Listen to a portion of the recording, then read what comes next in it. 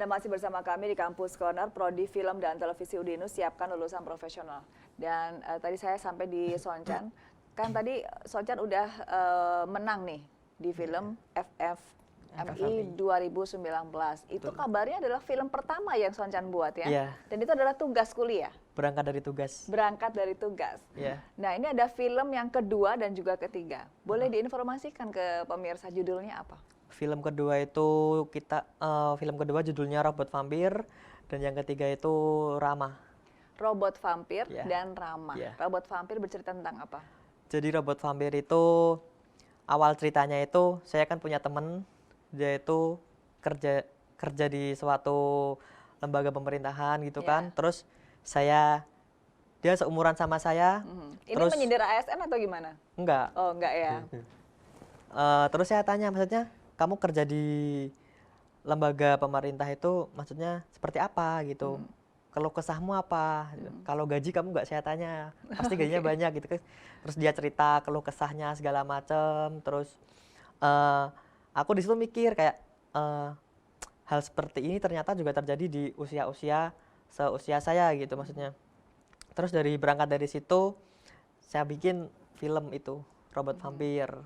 Jadi lagi-lagi dari teman dan diangkat Iya, jadi film. personal. Kalau tadi personal dari keluarga, yang kedua dari film. Kalau yang Rama?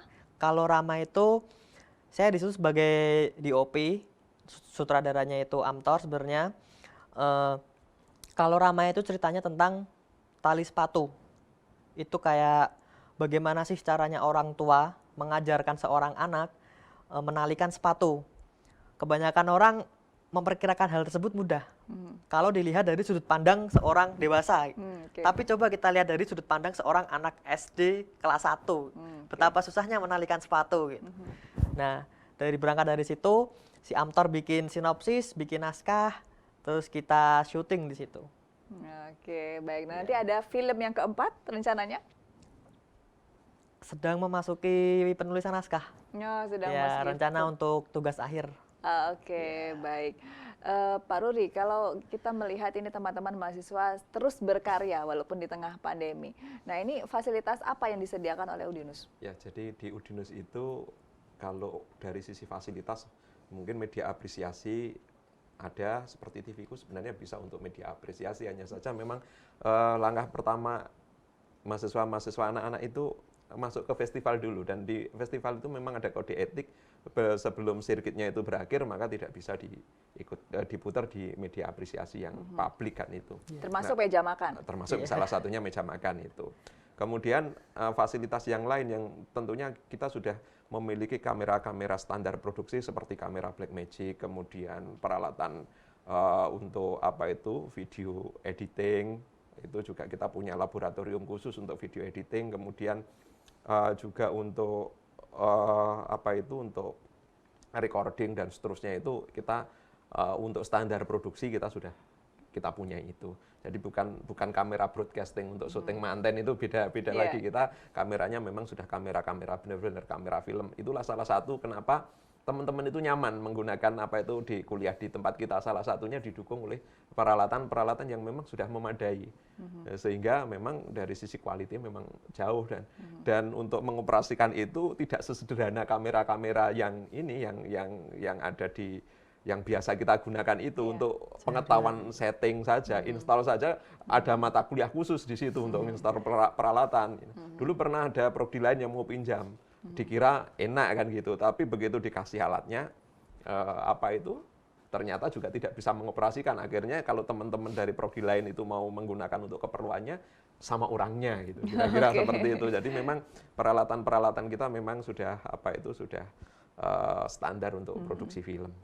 Jadi teman-teman mahasiswa disupport begitu ya, supaya terus berkarya dan terus berprestasi. Terima kasih Soncan, terima kasih Pak Ruri. Sama-sama. Dan untuk teman-teman yang mau mendaftar di Udinus, jurusan film dan televisi, masih dibuka pendaftarannya sampai Agustus ya Pak? Sampai 21 Agustus ya kita. 21 Agustus 2020. Baik, terima kasih sekali lagi, dan pemirsa terima kasih untuk Anda yang sudah menyaksikan. Saya Mira Zara pamit, selamat siang, sampai jumpa.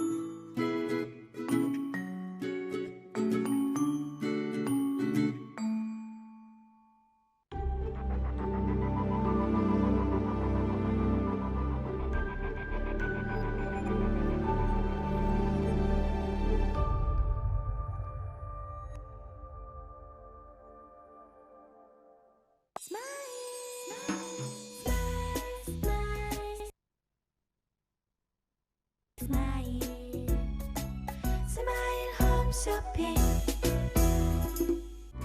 Juicer multifungsi, sangat efektif untuk membuat jus buah dan sayur, menggiling, mencincang daging, atau bumbu dapur dengan hasil yang sempurna. Lachen 4-in-1, juicer dengan terobosan terbaru, sangat praktis dan mudah digunakan. Sehingga membuat pekerjaan rumah tangga Anda menjadi lebih mudah dan menghemat waktu. Terbuat dari bahan premium, Lachen Juicer mempunyai kemampuan dan ketahanan yang luar biasa.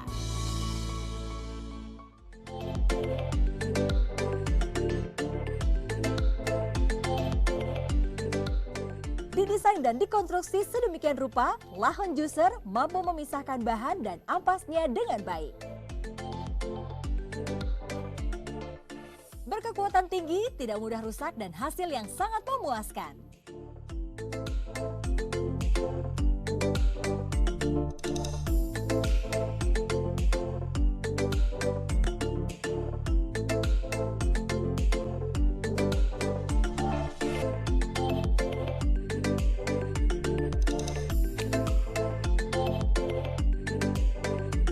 Lachen Juicer menyediakan dua pilihan kecepatan, membantu Anda menyesuaikan sesuai dengan kebutuhan memasak.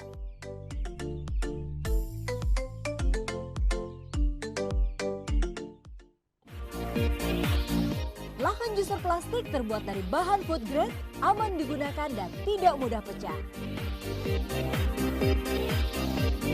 Lachen Juicer juga dilengkapi dengan rubber feet, di mana membuat Lachen Juicer aman untuk disimpan dan tidak slip saat digunakan.